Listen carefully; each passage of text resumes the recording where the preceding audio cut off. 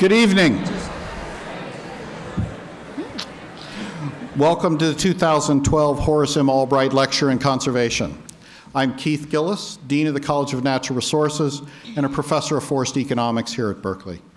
Before we begin, the housekeeping details. There will be some time for questions at the end. And since we have such a large audience and we wanted to make the most of our time, if you've got a question, we have index cards for the questions, and if you could, ask one of those for our ushers. Will be passing this out. If you haven't already put one in the box in the lobby, pass it to the side when the ushers come by and ask for them. And so just raise your hand if you need a card and a pencil, and we'll get one to you. Second, technology is a wonderful thing. Technology that is silent is an even more wonderful thing. So let's get them all silent. And finally, if your note-taking can't keep up with the pace of the discussion, we will be videotaping this, and it'll be on the web in a couple weeks. And if you enjoy it a lot, you might send that link to some of your friends who would enjoy it as well. Okay. The Horace Albright Lecture Series has been going strong at Berkeley for more than 50 years. And it's a wonderful tribute to the memory of Horace Albright and his achievements in his life. Given that this is a Berkeley crowd and we care about the outdoors, many of you probably know that Horace Albright, more than anyone else, is the person we're indebted to for the creation of the national park system. One of Berkeley's many contributions over the years to parks.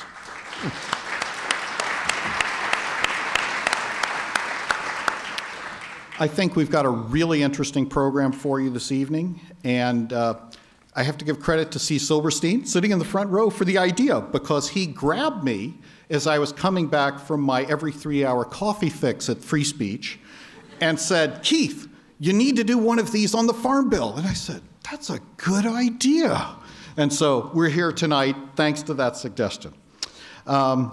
So we've got a great group of panelists here with different and unique perspectives about what's working or not working with U.S. agricultural policy. Our first panelist was going to be Dr. Pat Crawford, the director of Berkeley's Atkins Center for Weight and Health, a national leader in the fight against childhood obesity. Unfortunately, a family issue prevents Pat from being with us tonight, so if you saw her name on the poster, but we're very, very grateful that her close friend and colleague Ken Hecht has graciously agreed to take her place on the panel tonight. Ken practiced law for over 15 years with the San Francisco Legal Assistance Foundation, San Francisco Legal Aid Society. He co-founded 2 law reform litigation offices, the Youth Law Center and the Employment Law Center. Following his public interest legal career, he co-founded California Food Policy Advocates, a statewide nonprofit nutrition policy and advocacy organization with a mission of improving the health and well-being of low-income Californians by increasing their access to nutritious, affordable food. From 1992 till his retirement last month, Ken served as the California Food Policy Advocates Executive Director, and under his leadership, the organization became a leading advocate for utilizing federal food programs in order to prevent hunger, food insecurity, and childhood obesity. Welcome, Ken. Thanks so much for filling in for Pat. We very much appreciate it.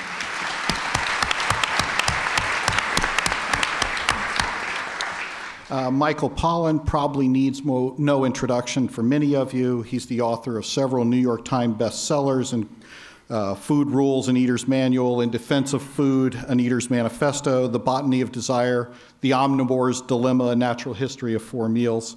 For the last 25 years, he's been writing books and articles about the place where our nature and culture intersect, on our plates, in our farms, in gardens, and in the built environment. And he's currently the John S. and James L. Knight Professor of Journalism here at Berkeley and the director of the Knight Program in Science and Environmental Journalism at UC Berkeley. Welcome, Michael, and thank you for being here tonight. Thank you, Keith.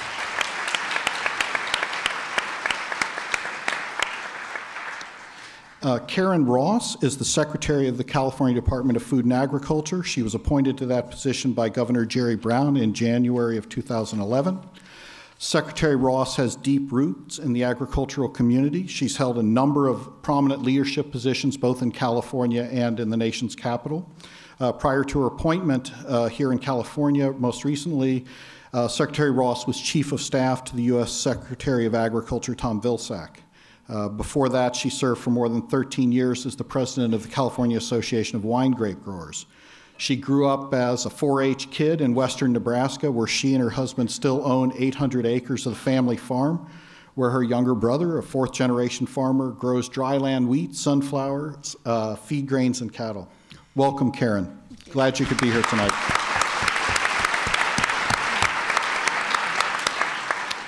Our last panelist, Ken Cook, president and co-founder of Environmental Working Group, is widely recognized as one of the environmental community's most prominent and effective critics of the status quo in U.S. farm policy. Cook was a principal architect of the landmark conservation provisions of the 1985 Farm Bill, which attempted to shift U.S. farm policy towards greater emphasis on the conservation of land, water, wetlands, and wildlife. Being a professor of forestry, I can get into that. Our moderator for this evening, oh, I'm sorry, and thank you very much for being here. Oh, my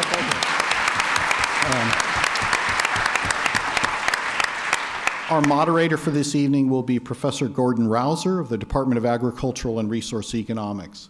Gordon is the Robert Gordon Sproul Distinguished Professor of Agricultural Economics here at Berkeley and served twice as the chair of our Department of Agricultural and Resource Economics. The department's recent #1 ranking by the National Research Council is in no small measure a legacy to his leadership as the department's chair and later as the Dean of the College of Agriculture and Natural Resources from 1994 to 2000.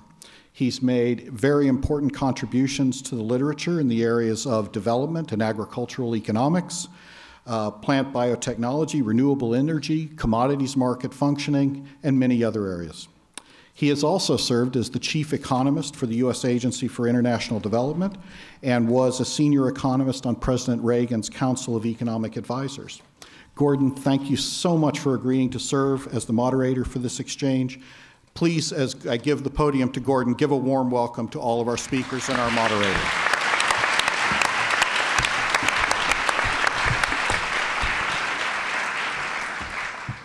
Before we begin the symposium, just a few words so that we all understand the history of the Farm Bill. Beginning in the 1930s, during the Great Depression and the first Roosevelt administration, the first Farm Bill was implemented, and it was designed to accomplish two objectives.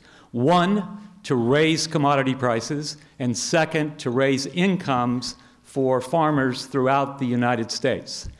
And it did so by focusing on just a few commodities: food grains, feed grains, dairy, surprisingly, tobacco, and peanuts. And it turned out over the years that those commodity groups, because they were at the public trough, receiving huge subsidies, acquired great political power. And in acquiring that power, but for our Constitution, namely each state having 2 senators, particularly the Midwestern states, they otherwise would not have been able to sustain the Farm Bill over the course of the last almost 80 years. To give you some flavor for the different bills that have been passed over the last 20 or so years, and they're passed, by the way, every 4 or 5 years. In 1985, the bill was titled the Food Security Act. In 1990, it was entitled the Food, Agriculture, Conservation, and Trade Act of 1990. In 1996, it was entitled the Federal Agricultural Improvement and Reform Act. In 2002, it was entitled the Farm Security and Rural Investment Act. And then finally, the most recent bill that was passed by Congress and signed by the President was the Food, Conservation, and Energy Act of 2008. And you can see each time it's passed, it reflects the current flavor of public discourse. But in each and every instant, even though we refer to it as the Farm Bill, if you look at the last bill, it's actually a food bill. And the reason it's a food bill is the total expenditures for the 5 years of the 2008 bill amounted to $400 billion. We're not talking about chump change. We're talking about real resources. And that $400 billion, over 75%, to be precise, 77% of it goes to food and nutrition, and in particular, the new SNAP program. So with that background, let's turn it over to our panelists, and we'll begin with you, Ken. Let me. Oh, that Ken. Which gives me a perfect segue into where I wanted to start. I had been told I was going to go last. And then this afternoon I got a message saying, no, I was going to go first. And I wondered why they would want to put the nutrition people first, and it may have something to do with the number that you just heard. It has to do with that, may I interrupt? It has to do with that and the fact that we want to look at the end point with regard to consumers and nutrition and stretch all the way through the entire system, ultimately to Ken Cook with regard to environmental and natural resource inputs into the production of food. My real suspicion is that it was because Horace Albright lived from 1890 to 1987, so he must have had a really good nutrition.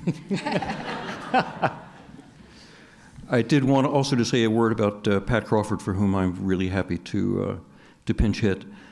Pat and the Center for Weight and Health are an extraordinary jewel here at the university. The center really is the preeminent center for research that's driving policy on nutrition generally and obesity prevention in particular. And they have their fingerprints all over some recent legislation on child nutrition and other things, both state and federal level. It's just an extraordinary resource with which California Food Policy Advocates has worked very closely and enormously productively, and I just can't say enough good things about it.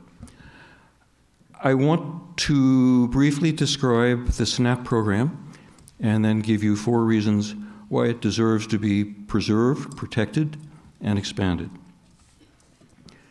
First of all, nomenclature. As you all probably know, it was a food stamp program for a long time, but as there are no more coupons, the stamp word seemed odd, so they chose to rename the program SNAP. We did focus groups on each of those 4 words that goes to make up the acronym, Supplemental Nutrition Assistance Program. And in focus group after focus group, English or Spanish speaking, no one liked any one of those words. But we have a SNAP program. In California, it's called CalFresh, which I like a lot better. And it tends to give you some sense of the connection of nutrition to health. And that's what we're trying to do. The SNAP program is an enormous success. In the late 60s, as late as the late 60s, there was severe hunger and malnutrition in the United States, and these days it's very rare. The food stamp program doesn't take the entire credit for it, but it takes a lot of the credit. So we start with that premise, or at least I do, that it is an enormous boon to our country. It is a program of nutrition assistance, our largest nutrition assistance program, and it's for households and individuals living at very low income, at 130% of the federal poverty line, which is roughly $29,000 a year for a family of 4. And the purpose is to help those families reach a nutritionally adequate diet. It's important to point out that the SNAP program is an entitlement program. That means that there are benefits there for as many people as qualify. And what that means, in a period of economic recession and deep unemployment that we've been experiencing and continue to experience, that program can expand and is available for all the people who need it. You can buy whatever food you want. The benefit is set to a thing called the Thrifty Food Plan, which was calculated many years ago to just about keep you going. And the average benefit these days is about $150 per person per month. A profile of the participants. I apologize if it's too many numbers, but I think they do round out a picture. 50% of the households are working households. 75% of the households are households with children. 50% of the recipients of SNAP benefits are children. 93% are below poverty, and 55% of the households live below half of poverty. About 50% of the people who participate in the program are on for less than a year, and then they go off. Now, I want to give you 4 reasons to support the program, and I call them the 4 E's. First E, enormous. As you heard, it's nearly 80% of the Farm Bill, which is $78 billion in 2011. 92% of that went into benefits, 8% went into administration, and there are currently 46.5 million people as of January 2012 on the food stamp program, and that means 1 in 7 Americans. It is just about the same number, interestingly, as the number of people who are unemployed and underemployed. Number 2E is essential. As I mentioned earlier, it is targeted well toward the lowest income people in our country. And the U.S. Census Bureau estimated, I think in 2010, that it was keeping 5 million people above the poverty line. Greatly reduces severe hunger, as I mentioned. 25% of the participants completely use up all their benefits in the first week of the month. The calorie intake is 10 to 15% lower at the end of the month than it is at the beginning of the month.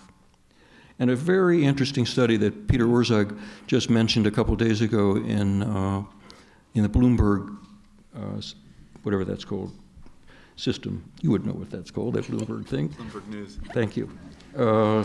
School discipline among SNAP participating children increases by 50% in the last week of the month. Just extraordinary.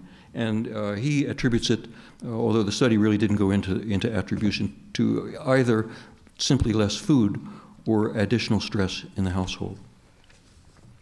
The third E is effectiveness.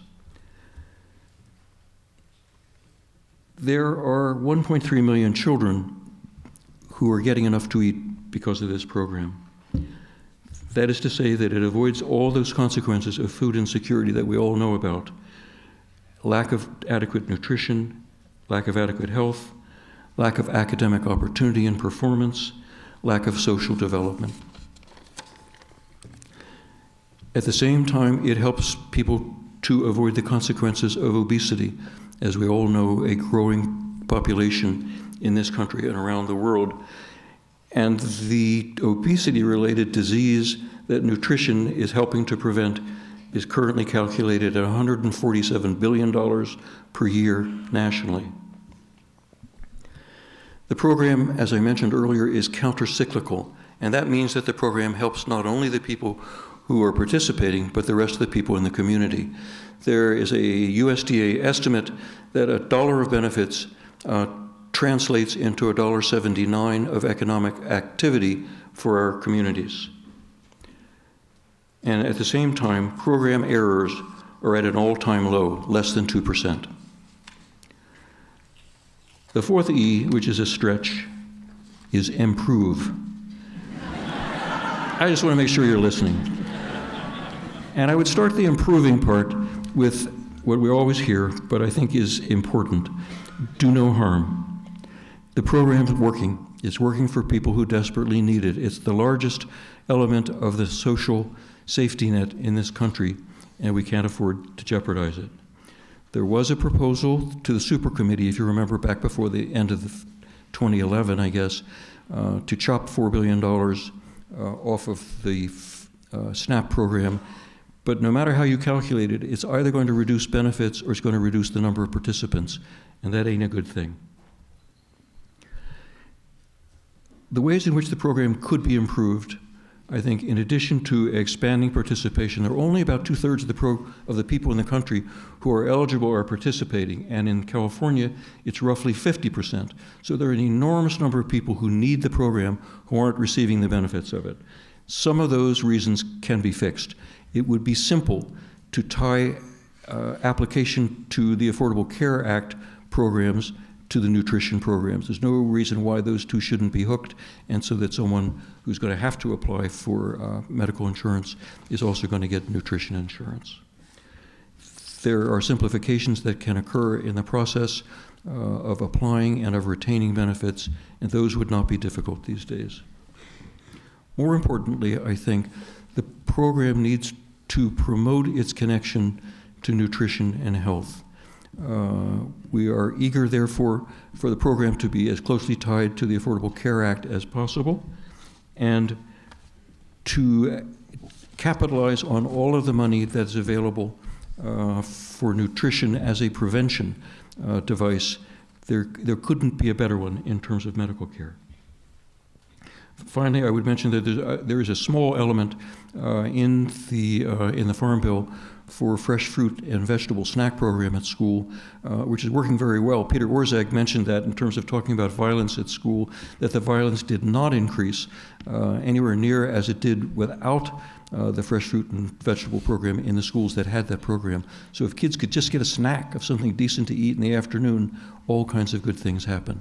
So there's room to improve within the food stamp program as well. There are proposals for incentives for fresh fruit and vegetables, which we would love to see put into operation to make sure that that program continues to meet the problems that the country has in terms of nutrition, which these days are not simply food insecurity, but obesity as well. Thanks. Thank you, Ken.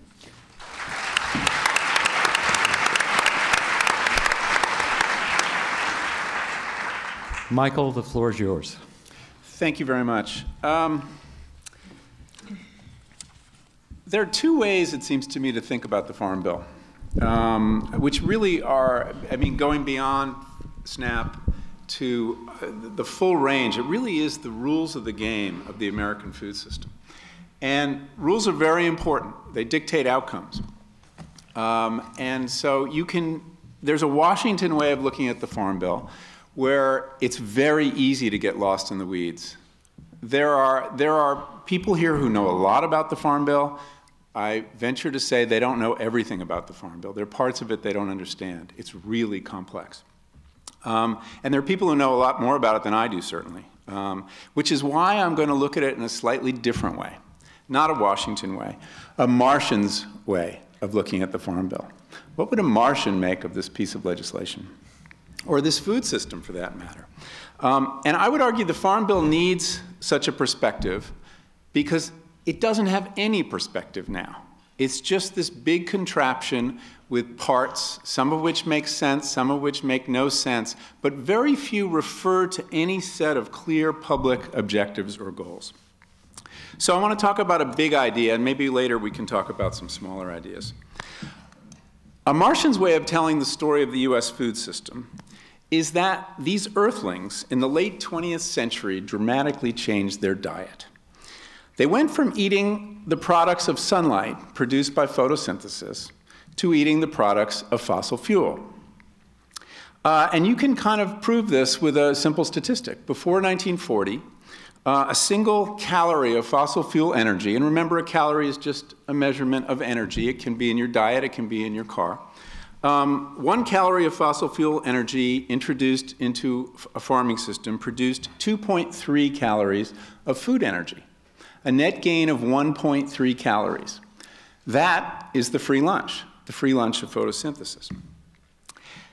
After years of industrialization, abetted by the Farm Bill's policies, we went to a system where today it takes, on the average, 10 calories of fossil fuel energy to produce 1 calorie of food energy. When you say a system is unsustainable, that's a pretty tight definition, that you're putting in 9 extra calories to get that 1. And if you're talking about eating something like feedlot meat, it's 55 calories of fossil fuel energy to get 1 calorie of beef.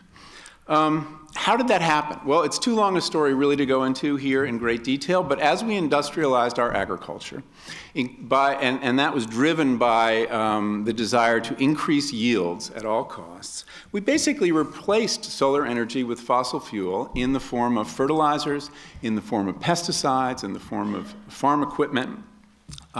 We also took our animals off a diet of sunlight in the form of grass and put them on big feedlots where they could eat oil too.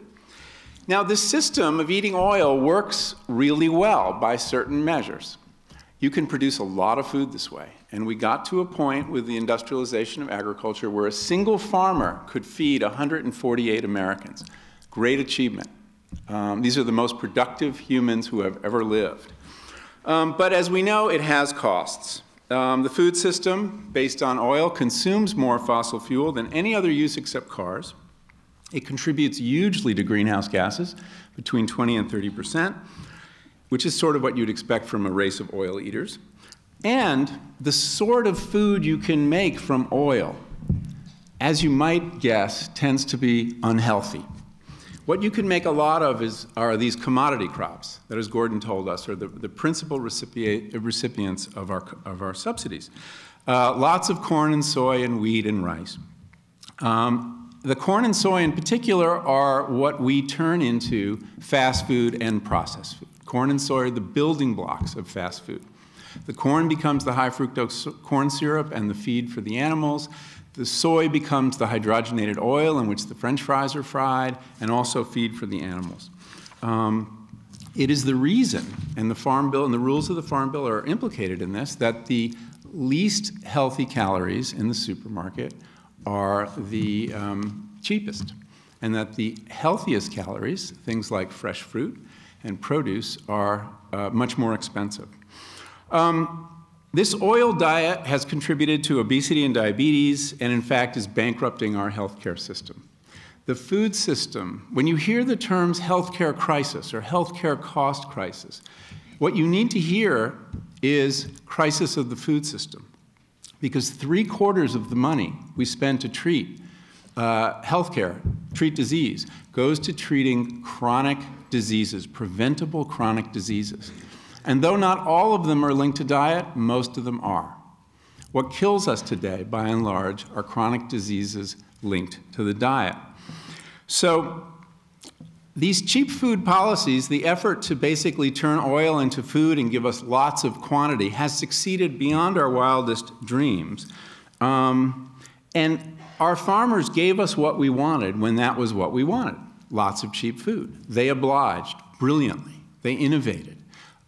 They figured out how to get hundreds of bushels of corn off a field, off an acre. But we realize now, partly because fossil fuel is running out, partly because our food system is making us sick, that we can't go on eating oil. We need to keep it for other uses, especially because in farming we have this incredible special dispensation, photosynthesis. We still have this system that could be solar powered. So keeping that idea in view, here's a new standard to bring, and this is where I come back to the Farm Bill. To every provision, when we're looking at an obscure provision about counter-cyclical payments or direct payments or even SNAP payments or farmers market support or all the many, many different things, the question we could ask ourselves to give us a little bit of a guide through the fog is this pushing agriculture back onto the sun, or is it leaving it on fossil fuel basis? That's the standard I think we need to apply. And if we judge everything in the Farm Bill by this, we'll make some progress. Now let's take the biggest title of all, not the biggest title, the biggest is nutrition, but the commodity title, title number 1. How do we judge all that? How do we judge the incentives we're giving our farmers through the way we subsidize agriculture? Well, if we wanted to drive corn and soy and the whole farm belt back onto solar, we would encourage two things: diversification and perennialization. These are nature's ways of exploiting solar energy as efficiently as possible. So are we doing that in our incentives? Are we giving farmers incentive to add to the number of crops they grow?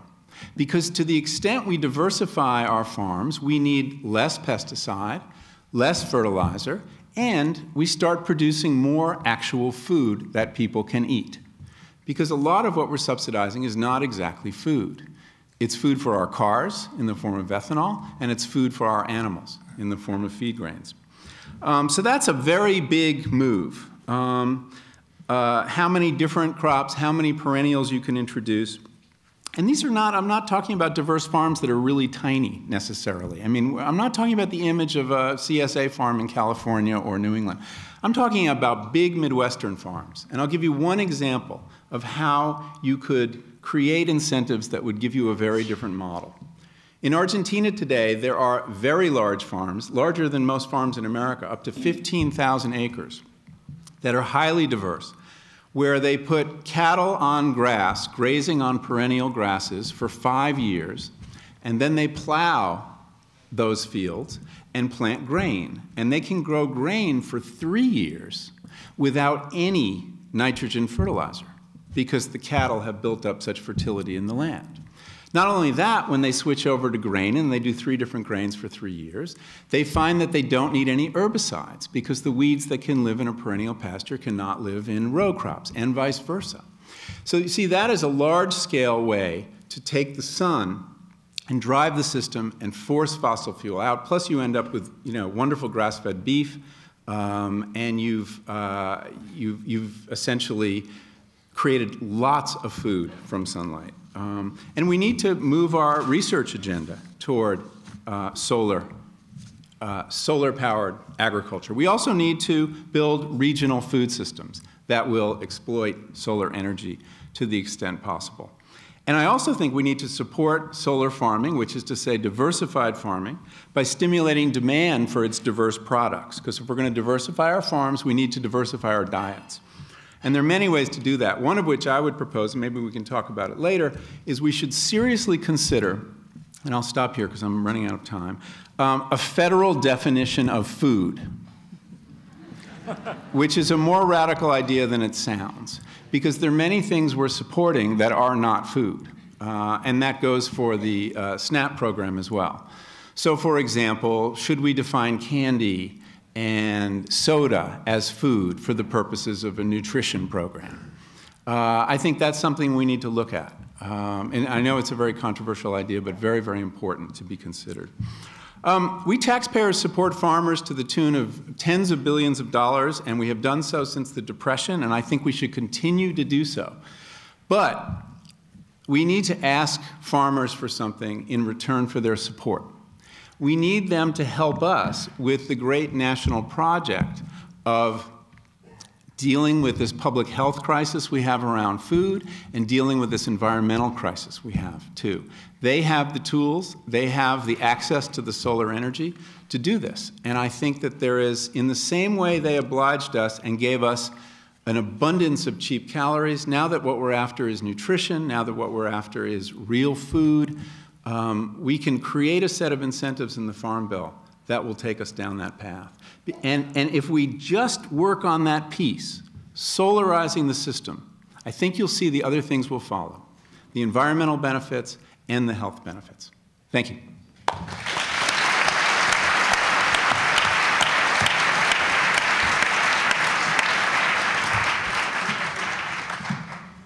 Karen? Oh, sure. Okay. You want me to follow that?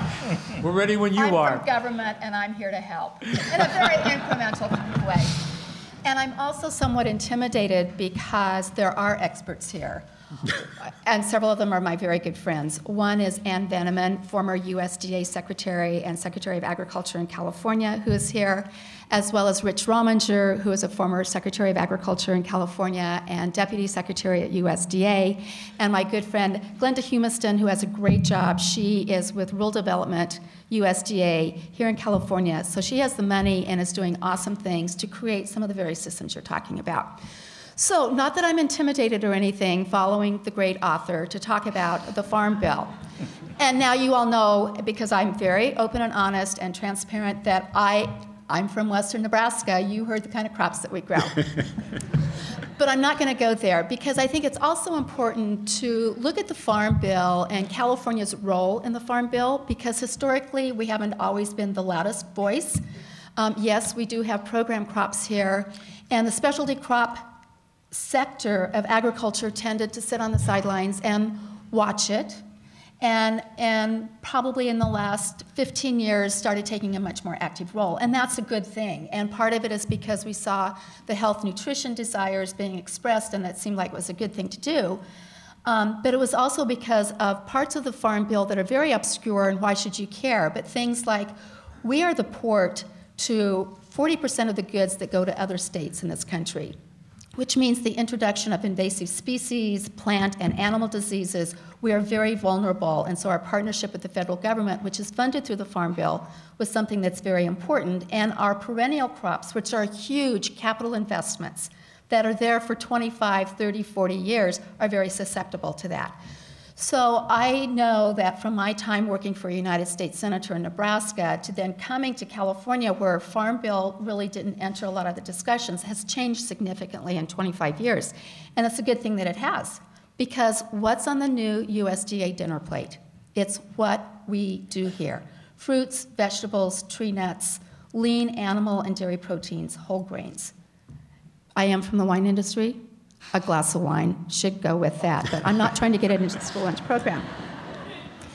So how do we, as a state that is blessed with the #1 agricultural productivity in this country, as well as one of the most successful ones in the world because of this wonderful climate that we've been given, 400 crops are grown here. That diversity is spectacular, and it's because we have the climate to make it possible.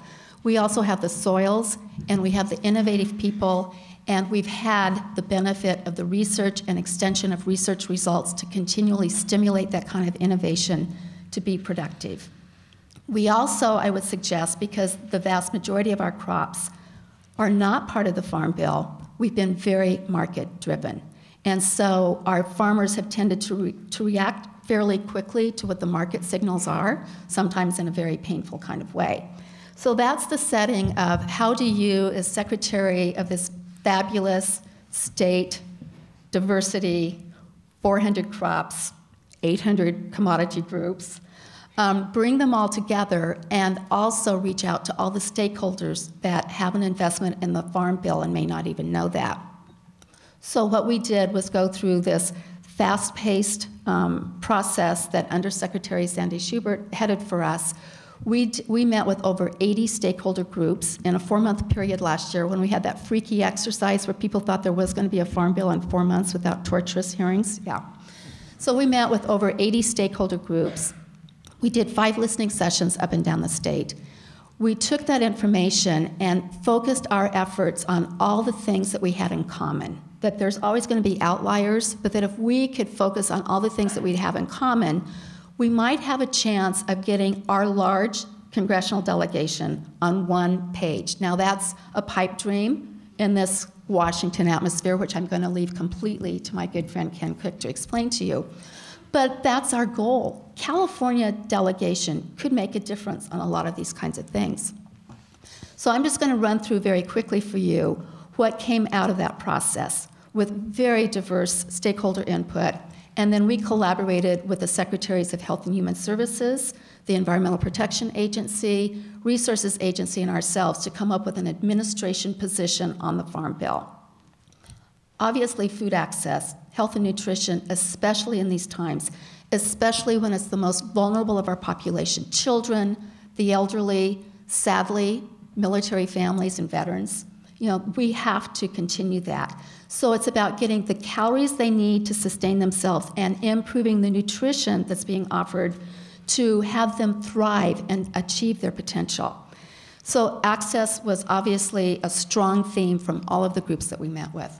This protection of our state's natural resources and agricultural resources from invasive species, plant and animal diseases scored very high, and we really encouraged our environmental friends to work with us on that so we're not forced to use more pesticides and do some of the draconian measures that we have to do. Conservation is one that we heard across the board.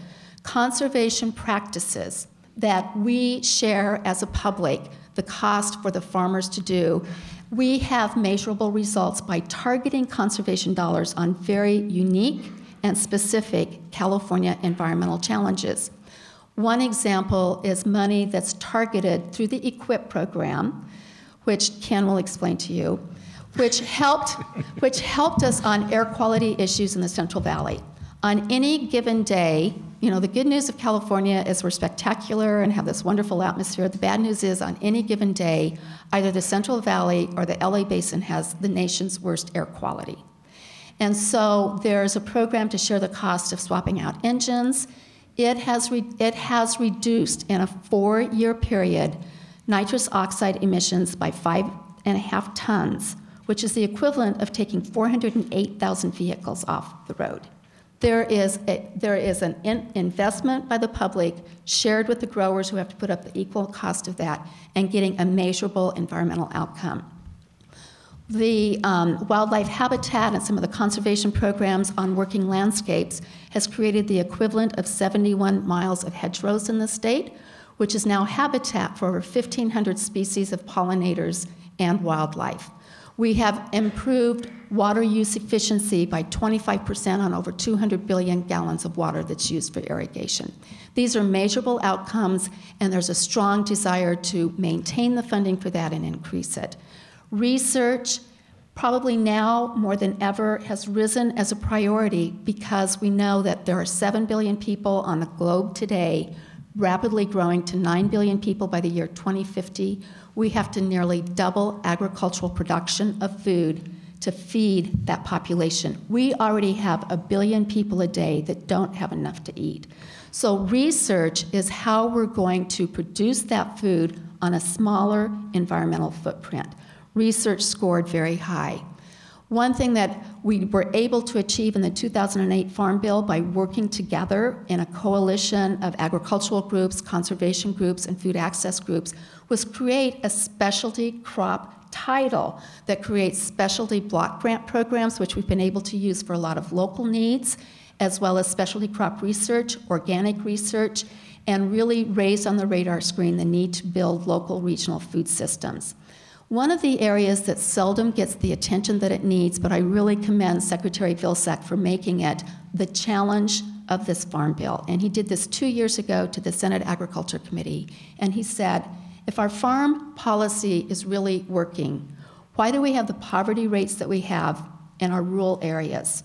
They're some of the worst. And that's where Glenda's work through rural development is really using all those tools to really look at that and using renewable energy and the investment in renewable energy in those rural areas as a way to create good jobs and to have young people want to come back to the farm. They want to have the same quality of life that their colleagues in college have, and so we need to have those good jobs there.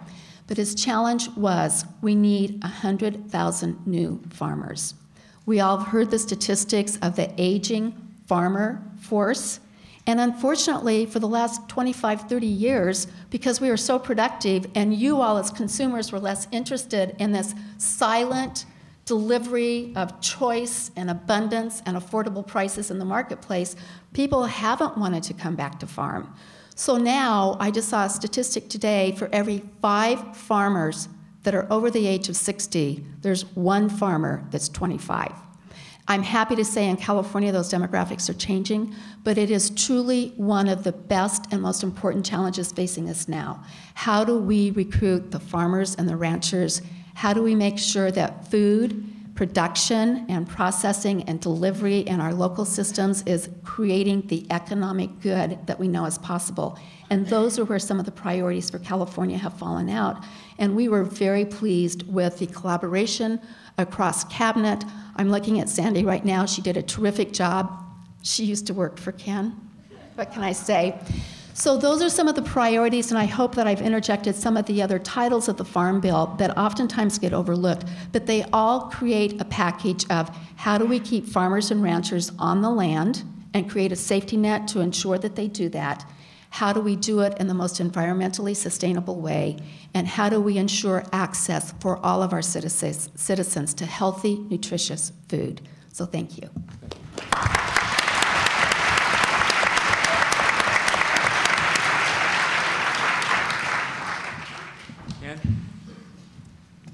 Well, thank you, Dean. Thank you for this wonderful opportunity, and Gordon, thank you for the introduction and for moderating this panel. It's an honor to be here. I live in California now, and I moved to Marin, and everyone's going to say, "Oh, of course." In June. But the thing I have to tell you about the Washington perspective that always bugged me about California is not what you would think. It's strictly speaking related to agriculture, which was when Secretary Vanneman, who was really one of our great secretaries of agriculture, and she's right there, served under President Bush. And before her, Deputy Secretary Richard Rominger, where you, whenever someone would be named as a Californian to a high post, the reaction in the Ag Committee was, oh, I don't know. Do they really understand agriculture? Right? The #1 agriculture state. And the name comes forward, and the first question is, and that tells you a lot about what Michael said, what Karen Ross just said, and what Ken said. The perspective on the Farm Bill is driven by the members of the Agriculture Committee, and they expect for people to understand agriculture the way they understand it, which is they got on that committee to secure subsidies for their states and congressional districts and to do the horse trading that's needed to get there. I'm not saying some of them don't strongly believe in conservation, because they do. I'm not saying that some of them don't have a very strong commitment to nutrition programs, because they do. But what drives this debate is how they can continue to secure the billions of dollars that they require, because we have built an agriculture not just on petroleum, but also on federal engagement, federal involvement. And it's taken lots of different forms over the years, but most recently it's been very expensive. I want to talk about what's at stake very quickly in 4 key areas, and my organization is engaged with all of these areas. One thing that's at stake is to deal with the problem we're now facing now, the great plow-out, yet another one, that is occurring all over the western and northern edges of our Corn Belt. We have 95 million acres plus acres planted to corn now, and the reason that's grown from 70 million to 95 million in a fairly short period of time is the ethanol boom. We're putting corn into our gas tanks. We are not paying attention to conservation priorities. We're making the same mistake, but with new technology we've made time and time again, and extended production of certain crops into areas which they're not suitable for. And we've had crop breeding that's made corn and soybeans more tolerant of dry weather, but we are still now in areas plowing up grasslands, plowing up conservation investments in many cases, and the stories are coming in every day directly to us at Environmental Working Group and in the newspapers out in the middle part of the country of what a tragedy this is going to be for our wildlife and for our water quality. And that is in large measure driven by the programs in the Farm Bill, which affect hundreds of millions of acres of land out of the billion or so in private land in this country. The most important environmental program, legislation that this Congress is likely to consider over the next year, and probably for the next few years, given the gridlock in Washington, is the Farm Bill, because if it isn't reauthorized, there's kind of a Jurassic Park mechanism that's engaged, and we go back to the 1930s, and we have to try and live under those laws, and the ag interests keep that provision in the law for the express purpose of scaring people about the Jurassic Park implications of going back to the 30s and the law that we'd have there. So this great plow-out, the only thing that stands between that and sustainability really is the opportunity to invest billions of dollars in conservation programs. And my first point is, the programs that are in place, and they've all got their warts, they've all got their wrinkles, but the programs that are in place, like the Environmental Quality Incentives Program that Secretary Ross mentioned, and I just have to put in a plug for Secretary Ross and Undersecretary Schubert, you have in this state an administration in your agriculture department that is very open, very willing, and very eager to hear from everybody, and to fight for some of the things that will benefit all Californians, no matter how that might create problems within some of the traditionally agricultural sectors. So that's point one. Outsiders made these big conservation programs happen. They are multi-billion-dollar programs, and it was only because people from environmental groups and conservation groups got engaged in the mid-1980s that we got those. Nothing is going to happen if you don't step in and intervene. Two, what else is at stake? The nutrition assistance programs that Ken described and that Karen spoke to. This is the #1 priority of the Environmental Working Group, is protecting the SNAP program. We cannot let this program be demonized on the campaign trail. We can't let low-income people be demonized. We can't let people who've lost their job be demonized because they're willing to accept and need to accept, in many cases, because it's their only income in half the households, benefits from the federal government so that they can put food on the table. This is a brutally means-tested program, brutally means-tested. If you, I have the family of 3 in my head. If you make more than about $24,000 in a family of 3 and have any meaningful assets, you're too rich for the food stamp program. Your benefits run out in this program, usually somewhere in between week 2 and 3. It's about $1.50 a meal per day, and half of the beneficiaries are kids. We have to fight for this program in the Farm Bill. Am I out of time? No. No, you're not out of time. I'd like to thank the members of the Academy. Speak louder, Ken. All right. I'm capable of it. 3, the programs, now I have too much.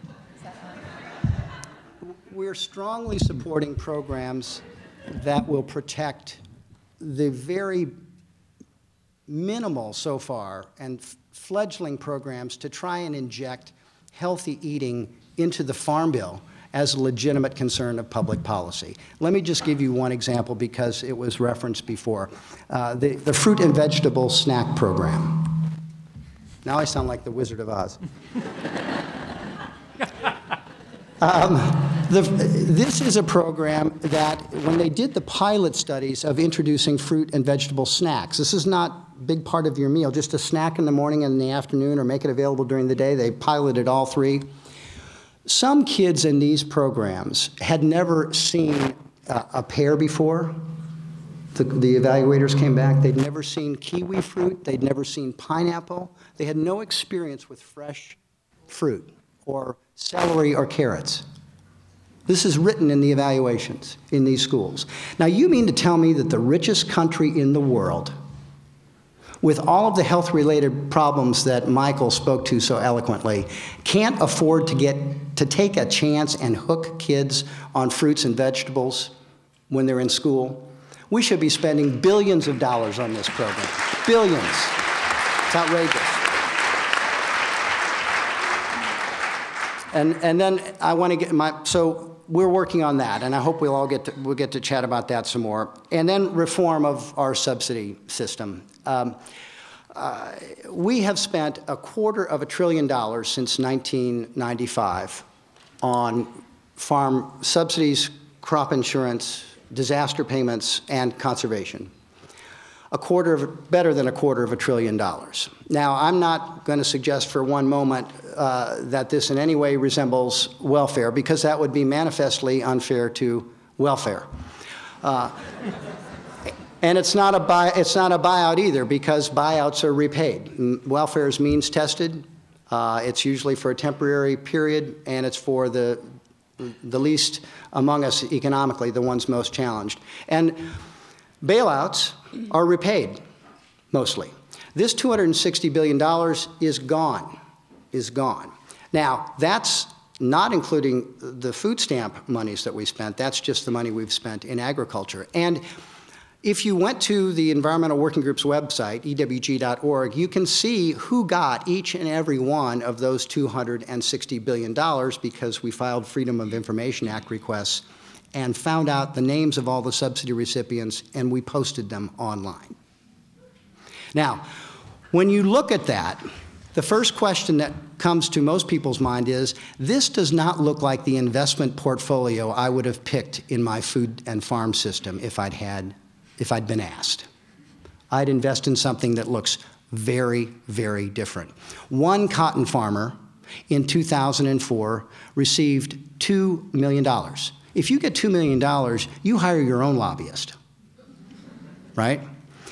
That's the same amount of money we spent for the entire federal program devoted to organic agricultural research in 2004. One cotton farmer. Now, without going into lots of details, I just want to finish by saying that there's tremendous power in outsiders being involved in all of these things. By outsiders, I mean people who eat and pay taxes. Now, I'm going to go a step further and say, and you're from California. You must get involved in this debate. It's easy to do. We'll talk about ways to do that later. If you don't, I can guarantee you we'll get more of the same or worse. There's a bullseye on the food stamp program to cut it. And politically, it's been demonized, as I say. There's a bullseye on the conservation programs to take money out of them. And they are so valuable to California and many other states. We should be getting a lot more money. We get 2.5% of all the conservation money, and we are much more than 2.5% of the agricultural economy in this country. We should be getting more of the conservation money. And the final point is that when Gordon Rausser was at the Council on Environmental Quality, Council on Economic Advisors, he wrote a report that had, and he reminded me of this today, had as its finishing section, one little paragraph, referencing the fact that the Prince of Liechtenstein received $2 million in federal farm payments. In 1986 money. In 1986 money. And we remembered the uproar that came from that story in the early 1990s when we saw money siphoned away from conservation programs and money being cut from or threatened in the food stamp program and everything else we cared about at that time. We remembered the hubbub over the Prince of Liechtenstein, and that was one of the reasons we decided to file Freedom of Information Act requests and find out where all our taxpayer money was going. And when you look and you don't like it and you don't speak up, well, it's your fault if you get more of the same. Thank you.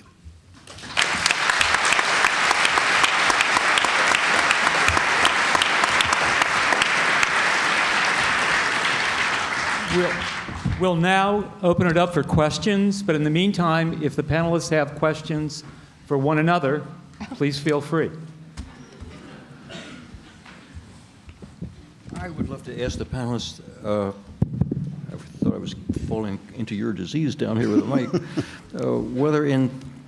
whether we haven't sort of agreed with each other, which I thought we were going to have to arm wrestle a little bit, but it sounds to me, let me state the priorities the way I heard them. Food access, better food in a way that doesn't harm the environment, actually helps it, and research to know how to do all those things better. And I just think that's remarkable, coming from 4 very different perspectives to get that close to each other. I guess we're done. Everybody's probably just Well, and we're all from California. I mean, so yes, little.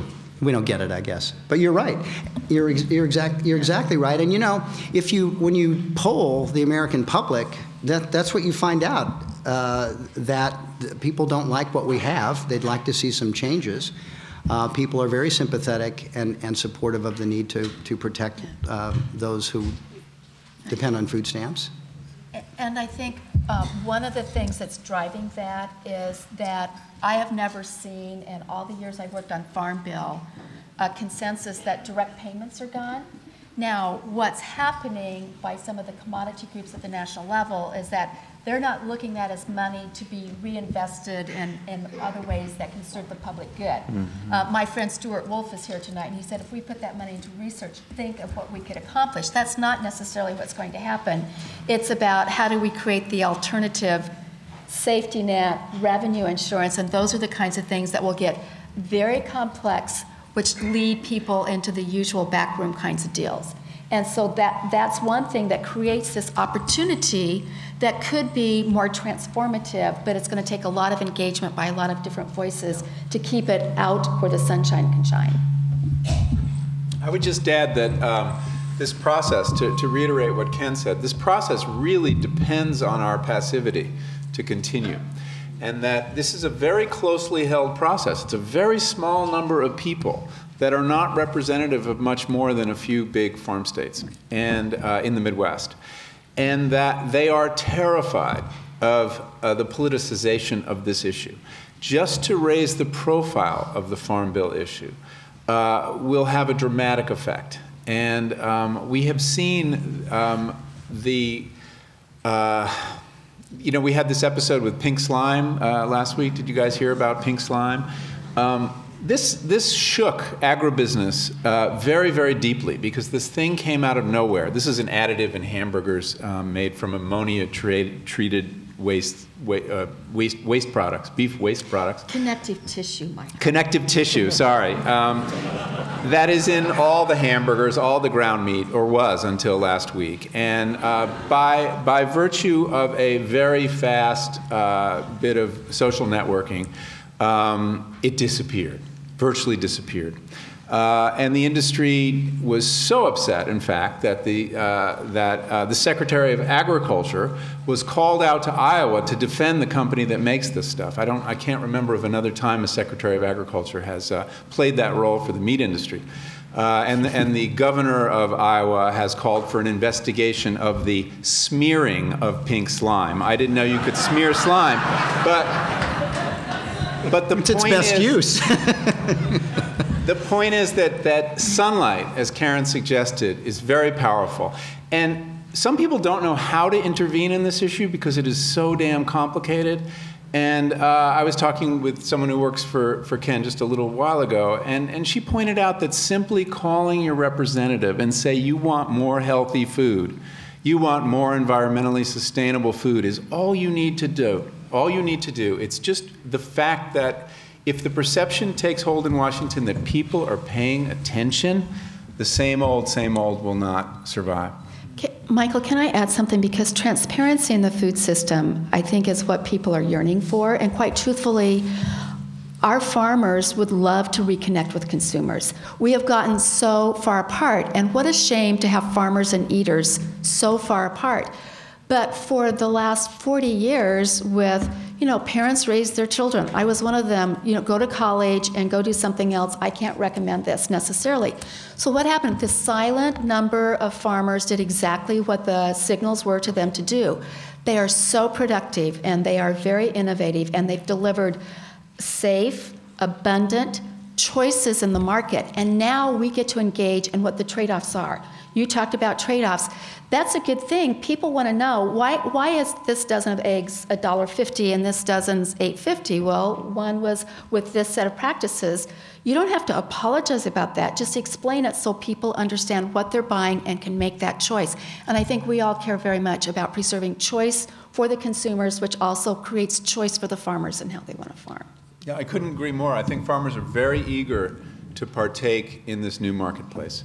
That they don't like a system, if you're a commodity farmer, where essentially you sell whatever you grow to one buyer who dictates the price to you. Nobody likes that. You feel powerless under those circumstances.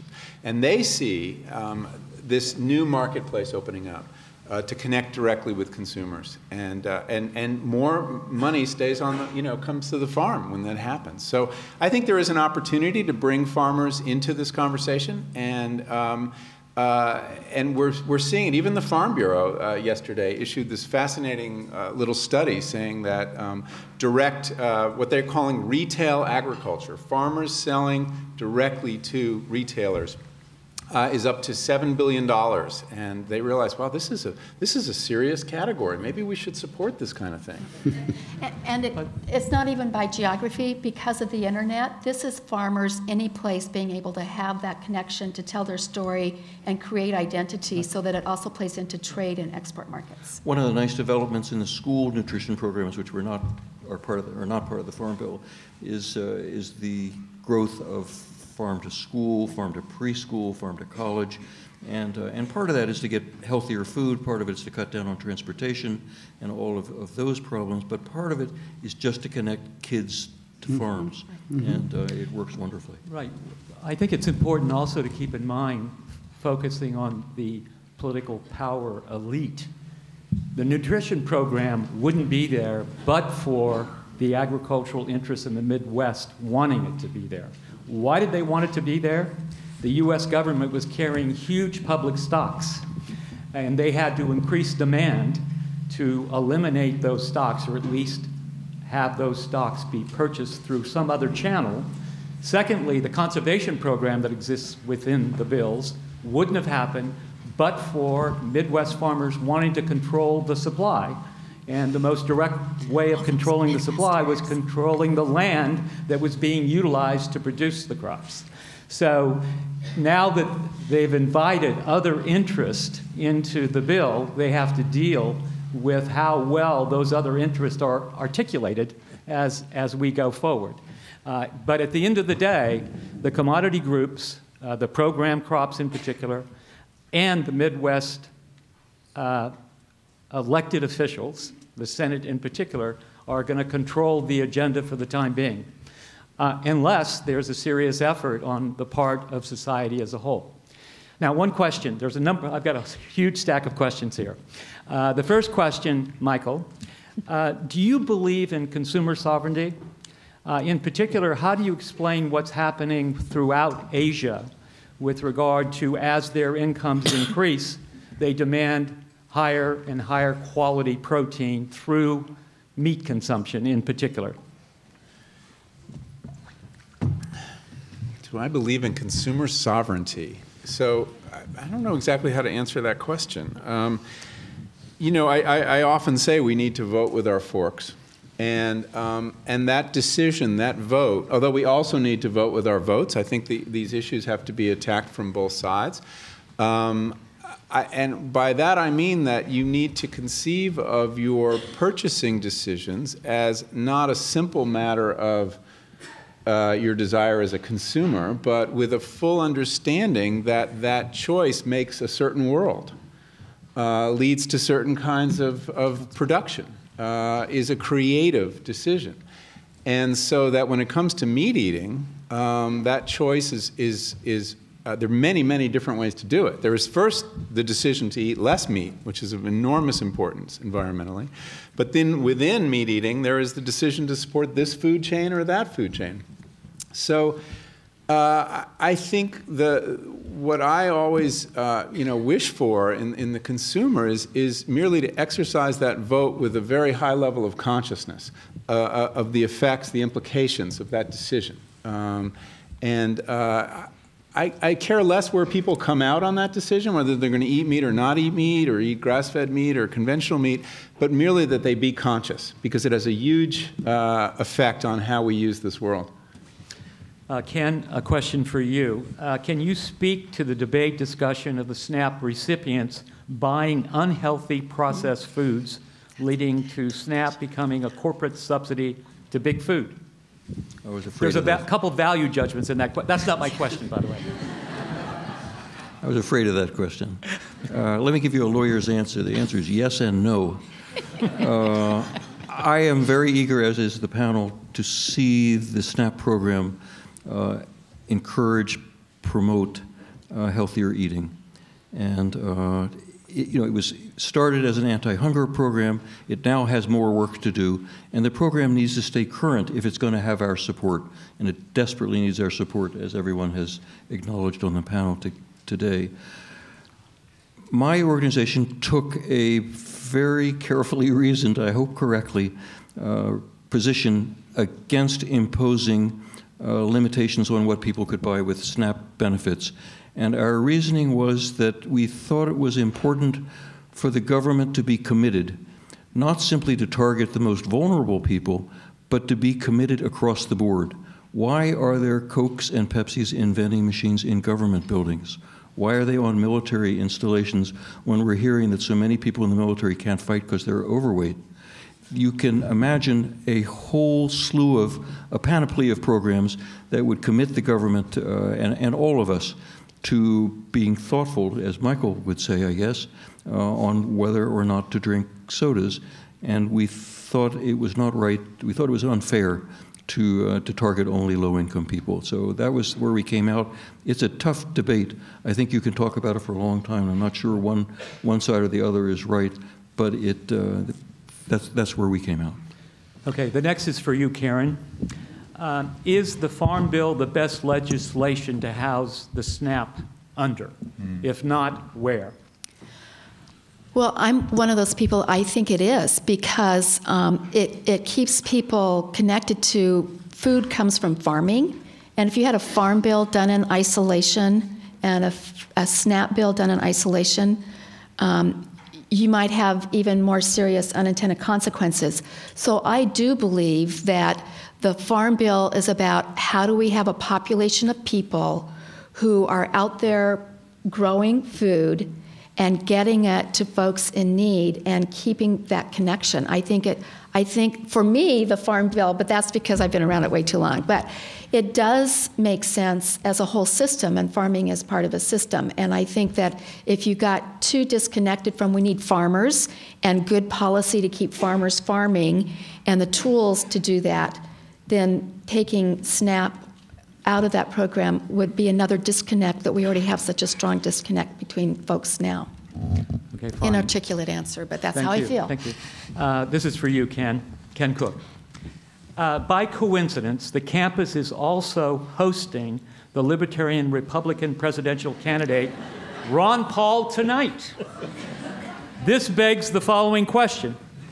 Is flawed policy better than no policy? And now's the question. As someone who believes in food justice, shall I be supporting Ron Paul or Santorum?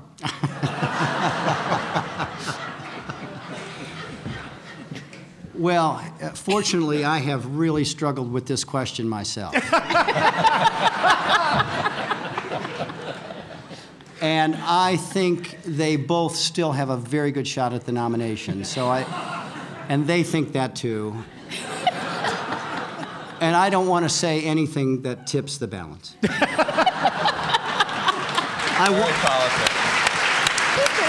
I want them to stay in this race as long as they can possibly stay in this race. It's good for America. Okay, well, now I'm going to give you a question you have to answer. How does the Farm Bill support small-scale local farmers, if at all? Is urban farming / community gardens even recognized in the bill? Ken?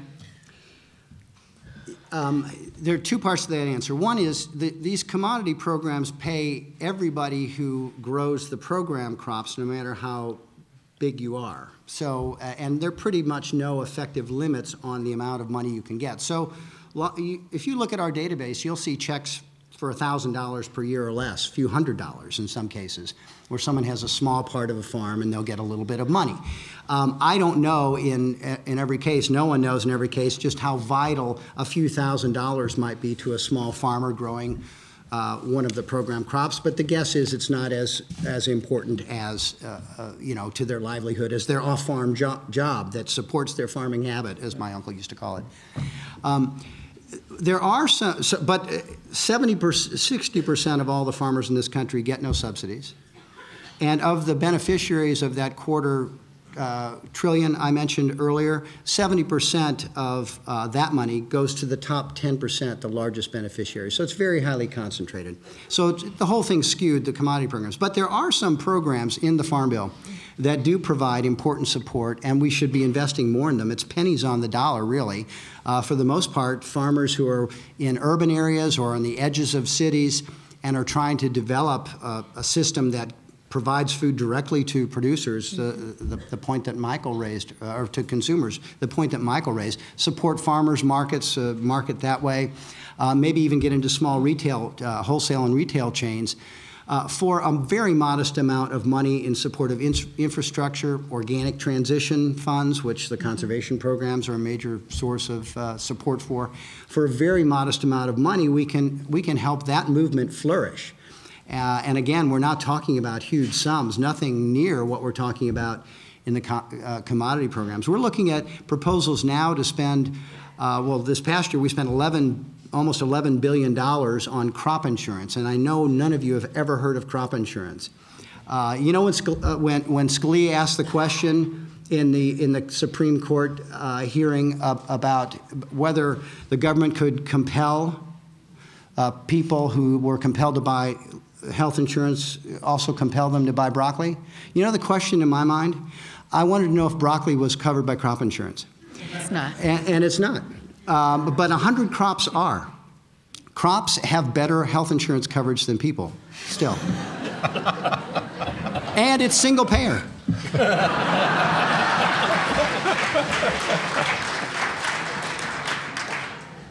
The next question is, how about protecting farmland from being converted to non-agricultural uses?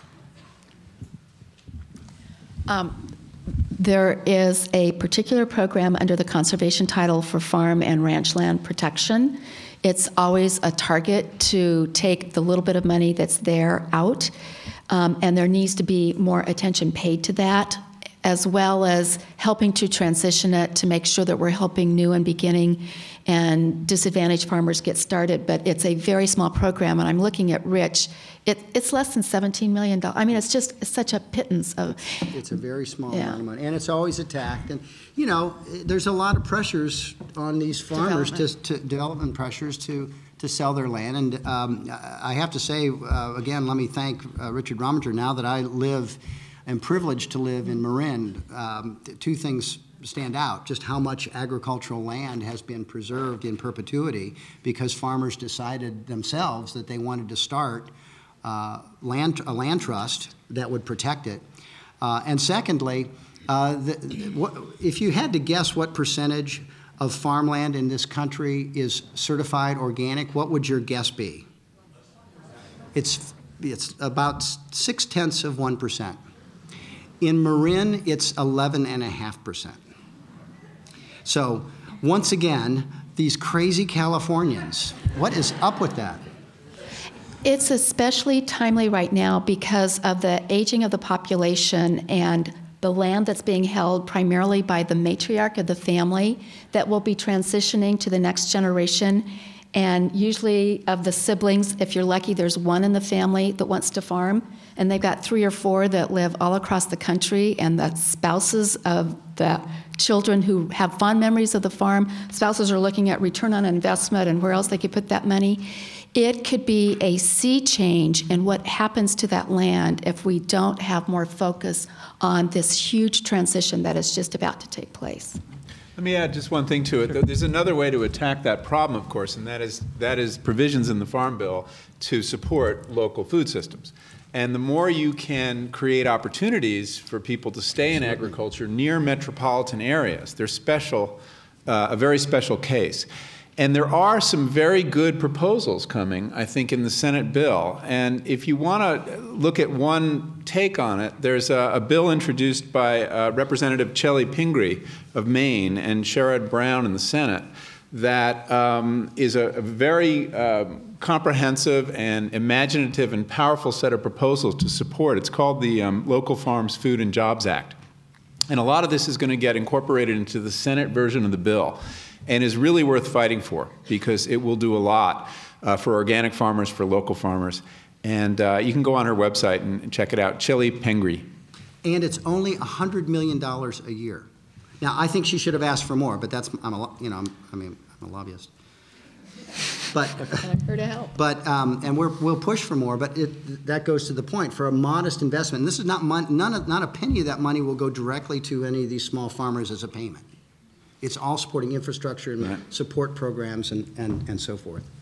Is there any chance that the new Farm Bill will require labeling of genetically modified foods? Did you plant that question? You did, didn't you? You're getting more suspicious, Karen, over time. No, I did not. There's no chance. Exactly. It won't be in the Farm Bill. No chance. Yeah.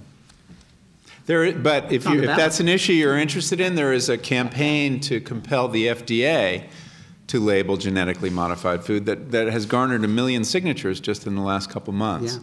Yeah. And that's probably the place to push rather than the Farm Bill. Also an initiative that probably will qualify for the ballot. In California. In California, ballot. That's where the authority lies. Yeah, that's right. With the FDA. And I'm proud to say Environmental Working Group supporters provided over 10% of those signatures. Wow. So. Next question. where do the farm workers fit in this discussion of the Farm Bill effects and reform? Karen? Yeah, and we definitely reached out to the farm worker community and their representatives as one of our stakeholder groups. Not enough. And when we do look at it, well, there's discussion right now of should that be where there's some sort of, if we don't get immigration reform, some sort of just guest worker program put into the Farm Bill. But where we've focused on it is through the Rural Development Program for the housing, transportation, and infrastructure to support people. But there's also through the disadvantaged farmers. You know, one of the best things that happens, and it's a great California story, are farm workers who came here working in the fields as employees and then become farm owners or start their own farming operation on leased land. And there are targeted programs for that population to make sure that they can get some tools for that kind of startup. But there's not enough partnership because I think that the farm worker community tends to not think that's their place to be a part of it. Mm-hmm. And we've really reached out to their representatives to make sure that we can advocate their needs as well. I see. There's a general question here. Namely, as individuals, what is our best avenue for participation in the Farm Bill reform? And what the biggest to positive change, what are the biggest changes or obstacles to positive changes? Well, for starters, to get involved, go to the Environmental Working Group website, sign up to get their alerts. That's a very useful thing to do because you'll know key moments to intervene. And if you go to my website, there's a bunch of other groups that I list that are very active on this issue that if you sign up, you'll know a key moment to place that call to your representative or your senator. And that really does make a difference. The more I talk to people in Washington about this, the more I realize they pay attention. Mm-hmm. Lobbyists, lobbying money rules completely when there is no public input. But you need to remember, what do they want all that money for? To buy your votes. So if they realize an issue has a public constituency, that people really care, that can drown out political money. So it sounds old-fashioned, it sounds kind of lame, but it's not at all. So find out what's going on, follow the debate. There'll be some key moments at the end of April. There'll be a Senate bill marked up. Let's see what's in that. And then September 30th, this Farm Bill expires. And at that moment, all the good programs we've been talking about will disappear unless we raise our voices. Let me add a plug for California Food Policy Advocates website. It also will have alerts that will keep you up to date on the Farm Bill, and the Food Research and Action Center out of Washington is really on top of it. The other part of the question is what's the opposition? I think the opposition is fairly obvious if you looked at the proposed budget that came out of the House last week. It would absolutely decimate all these programs, and it's really just as simple as that. Listen, we have time for a few remaining questions, and this goes to you, Karen. If there is a great need for recruiting farmers, given the demographics you briefly described, I'm adding that to the question, what incentives are being offered to individuals who are starting a small business farm?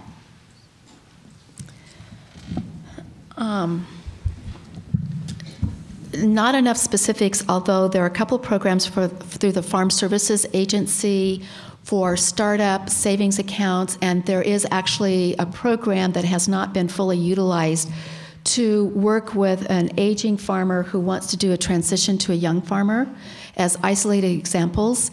And where we're starting to see a lot of the most exciting work is through block grants. And my friend Craig McNamara, who's president of the State Board of Food and Agriculture, got one of our block grants to create the California Farm Academy. So it's not that there's a whole menu of incentives that are currently there, but there are opportunities for education, mentorship, apprenticeships, and then the Farm Service Agency programs that Val Dulcini and Glenda's trying to help me. Do you have a specific, pardon? Oh, thank you. And it's a fabulous website, starttofarm.org. Gov. And this is through the Know a Farmer, Know Your Food program that crosses all across the different programs at USDA, pulling all of the information into one place, and it's being managed through the Ag Library, right? It is a fabulous website for anyone who wants to know about any programs that could lead to low-interest loans or grant programs, and so it's a one place to go. Yeah. And I've seen other states use state dollars, because there are other states that actually have general fund dollars. That wouldn't be California. And they're creating some incentive programs. So I'm hopeful that we can get to that point in California. One of the major entries to barrier on young entrepreneurs who want to become farmers is the programs themselves. The programs have the ultimate effect of increasing the value of land. And to become an effective farmer, you have to control, either rent or purchase the land. And the value of that land is dramatically higher, sourced directly with the subsidization in the programs. And another thing to keep in mind, which we haven't talked about, we shouldn't walk away with the perception that California agriculture hasn't benefited from federal programs as well. It's as we all know, that certainly the cotton program. But there's also the federal government involved in water subsidies. So I thought it would be appropriate to quote a poem that was written many years ago about the subsidies from the federal government, and specifically the controls that existed within the San Joaquin Valley of land. And this poem was written by Kenneth Boulding, who was hired as an economist by the state of California and ultimately quit. And this is why he quit. All benefits that are dispersible should perhaps be non-reimbursable. But people should be made to pay for the benefits that come their way, unless we want to subsidize the good, the needy, or the wise. It would be well to be quite sure just who are the deserving poor, or else the state-supported ditch may serve the undeserving rich. Thank you very much.